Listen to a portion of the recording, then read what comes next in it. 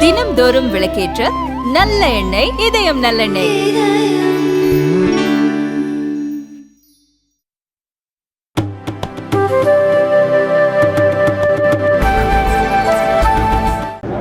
அனைத்து ஊடக நண்பர்களுக்கும் பத்திரிகை நண்பர்களுக்கும் வணக்கம். அனைவருக்கும் இனிய தைப்பொங்கல் நல்வாழ்த்துக்கள். ஆனால் இப்போ நீதிமன்றம் தீர்ப்பு வழங்கியிருக்கு. ஓபிஎஸோட மேல்முறையீடு வழக்கு வந்து தள்ளுபடி பண்ணியிருக்காங்க. கட்சியோட சின்னம் கொடி அதேமாதிரி நெற்றப்பட்டு பயன்படுத்தக்கூடாது தெரியுது. அதை எப்படி பார்க்குறீங்கன்னா உங்களுக்கு இது வரவேற்கத்தக்கது. ஏற்கனவே உயர்நீதிமன்றம் அளித்த தீர்ப்பை இன்றைக்கு டிவிஷன் பெஞ்ச் உறுதி செய்யுது. அடுத்தது நாடாளுமன்ற தேர்தல் எவ்வளோ ஊக்கம்? அனைத்து இந்திய அண்ணா திராவிட முன்னேற்ற கழகம் வருகின்ற நாடாளுமன்ற தேர்தலுக்கு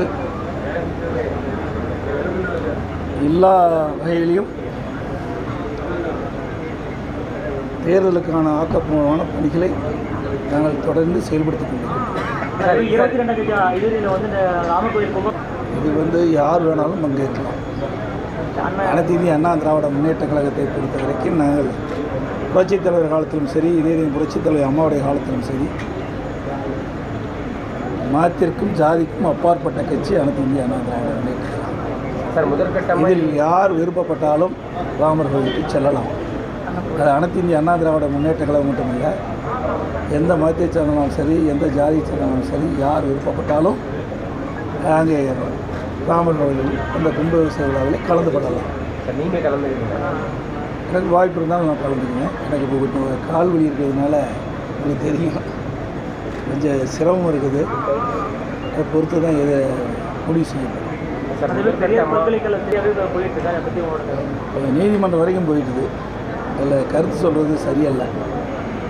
சரி, முதற்கட்டமாக 20 வேட்பாளரை அறிவித்து கலப்பணியில் ஈடுபடுறதா ஒரு தகவல் வந்திருக்கு. அந்த மாதிரி வேட்பாளராவது மறைமுகமாக அறிவித்து வேலை செய்ய உத்தரவிட்டுறீங்களா? இல்லை கூட்டணி இன்னும் இறுதியாகலை? நம்ம தேர்தல் பணிகள்லாம் எப்படி? அப்படி ஒன்று நீங்கள் ஏசியமாக பத்திரிகைகள் எழுதுறீங்க, அதுக்கு நாங்கள் பொறுப்பாளி அல்ல. இதுவரை வேட்பாளர் தேர்வுகளே நடைபெறவில்லை. தலைமை கழகம் முறைப்படி யாரெல்லாம் நாடாளுமன்ற தேர்தலில் போட்டியிடுவதற்கு விருப்பம் இருக்கின்றதோ அவர்களெல்லாம் முறைப்படி தலைமை கழக அறிவிப்புக்கு பின்பு அவர்கள் முறையாக தலைமை கழகத்தில் வழங்கப்படுகின்ற இந்த படிவத்தை பூர்த்தி செய்து வழங்கி மூத்த தலைமை கழக நிர்வாகிகள் ஒன்று கூடி யாருக்கு வெற்றி வாய்ப்பு இருக்கின்றதோ அவர்களுக்கு அந்த வாய்ப்பை தருவார்கள். வெள்ள பாதிப்பு சம்பந்தமாக திமுக சரியாக கையாளணும்னு சொல்லி எல்லா கட்சியும் குற்றச்சாட்டு இருக்காங்க.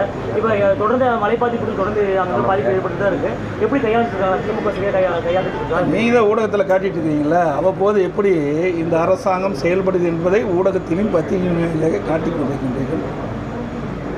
எக்ஸாம் புயல் சென்னையிலே வந்தது. அது பெரிய காற்றும் இல்லை, அதிகமான மரங்களோ அல்லது மின்கம்பங்களோ சாயவில்லை. கனமழையால் தண்ணீர் ஆங்கங்கே தேங்கி மக்களுக்கு கடுமையான பாதிப்புக்கு உள்ளாகியிருக்கிறார்கள். இந்த விடியா திமுக அரசு பொறுப்பேற்ற பிறகு பொறுப்பற்ற முறையில் அமைச்சர்களும் முதலமைச்சர்களும் பல்வேறு ஊடகங்களிலும் பத்திரிகையின் வாயிலும் பேட்டியளித்தார்கள். அப்பொழுதெல்லாம் சென்னை மாநகரத்தில் எவ்வளோ மழை பெய்தாலும் ஒரு சொட்டு தண்ணீர் கூட தேங்காமல் வடிகால் வசதி செய்து கொடுக்கப்பட்டிருக்கின்ற தவறான பொய்யான செய்தி வெளிப்படுத்தினார்கள். மக்களும் அதை நம்பிவிட்டார்கள். அவர்கள் அறிவித்த அந்த செய்தியை நம்பிவிட்ட காரணத்தினாலே இந்த கனமழையால் கடுமையாக மக்கள் பாதிக்கப்பட்டார்கள். ஏற்கனவே சென்னை மாநகரத்தில் வடிகால் முழுமையாக செய்து முடிக்கப்பட்டு விட்டதாக நகராட்சி நிர்வாகத்துறை அமைச்சரும் சொன்னார். அதோடு அந்த சென்னை மாநகரத்தில் இருக்கின்ற அமைச்சர்களும் சொன்னார்கள், முதலமைச்சரும் சொன்னார்.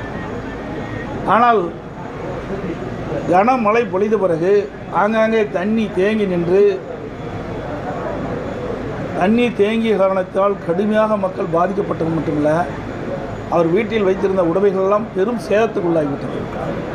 2-3 நாட்கள் அவர்களுக்கு சாப்பாடு கூட கிடைக்காத ஒரு நிலை உடைய தொலைக்காட்சியில் தான் நாங்கள் பார்த்தோம். இப்படி நிலைமை இருக்க இந்த அரசாங்கம் ஒரு பொய்யான செய்தி வெளியிட்டு மக்களை ஏமாற்றி கொண்டிருக்கின்றது. முழுமையாக வடிகால் வசதி செய்து கொடுக்கப்பட்டதாக ஒரு தவறான பொய்யான செய்தி முதலமைச்சரும் துறையினுடைய அமைச்சர்கள் மற்றும் அமைச்சர்களெல்லாம் தவறான பொய்யான செய்தி வெளியிட்டதின் விளைவாகத்தான் மக்கள் இவ்வளவு பாதிக்கப்பட்டிருக்கின்றார்கள். அதோட இது டிசம்பர் 3 நாளில் மழை பெஞ்சுது மிர்ஜாம் புயலால் சென்னையில். அது ஒரு பாடமாக எடுத்துக்கொண்டு தென் மாவட்டங்களில் இந்திய வானிலை ஆய்வு மையம் தெளிவாக தெரிவிச்சிருக்கு. அதிக மழை பொழியும் தூத்துக்குடி, திருநெல்வேலி, தென்காசி, கன்னியாகுமரி மாவட்டங்களில் அதிக மழை பெய்யும் என்று ஒரு வாரத்துக்கு முன்பாகவே செய்தி வெளியிட்டும் ஊடகத்திலும் பத்திரிகைகளும் செய்திகள்லாம் வெளிவந்துட்டன. அப்படி இருந்தோம் இந்த விடியா திமுக அரசு, இந்த பொம்மை முதலமைச்சர், திறமையற்ற முதலமைச்சர் முன்னெச்சரிக்கை நடவடிக்கை எடுக்காத காரணத்தினால் தூத்துக்குடி, திருநெல்வேலி, தென்காசி, கன்னியாகுமரி அதிக மழை பொழிந்து அதனால் மக்கள் கடுமையாக பாதிக்கப்பட்டார்கள்.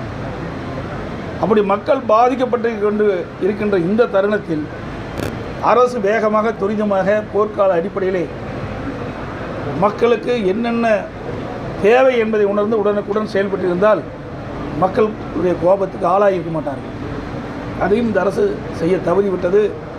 இங்கே கனமழை பொழிகிறது, இதனால் மக்கள் கடுமையாக பாதிக்கப்பட்டு கொண்டிருக்கிறார்கள். இந்த வேளையில் டெல்லியில் நடைபெறுகின்ற இந்திய கூட்டணி கூட்டத்தில் போய் தமிழ்நாடு முதலமைச்சர் ஸ்டாலின் கலந்து கொள்கிறார்.